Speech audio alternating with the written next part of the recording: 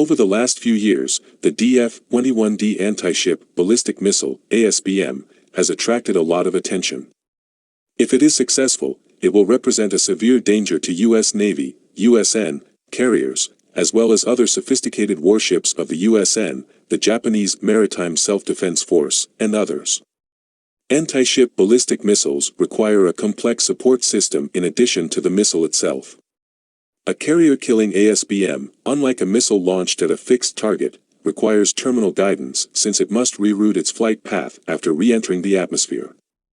The flight of an ASBM can take up to 15 minutes from launch to strike, by which time the carrier in issue will have most likely altered its location on the open ocean. As a result, the missile will need to be remotely altered or have the ability to recognize the ship on its own. Both of these procedures rely on a sophisticated set of sensors, as well as a communication system capable of combining these sensors and delivering data to shooters.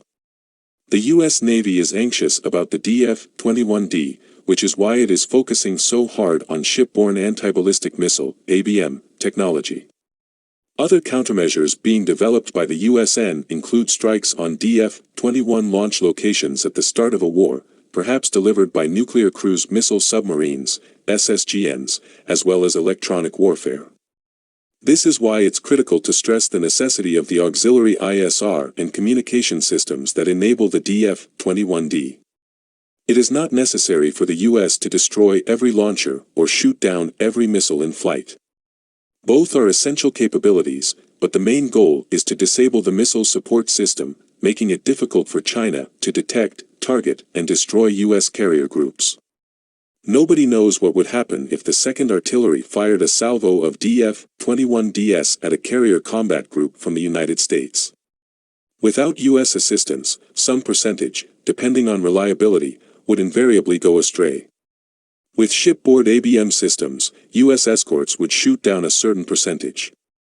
Some would fall harmlessly into the water as a result of electronic disruption. Finally, some may collide with a carrier or carrier escorts. A successful hit will almost probably result in at least a mission kill, putting a U.S. carrier out of commission for the rest of the war.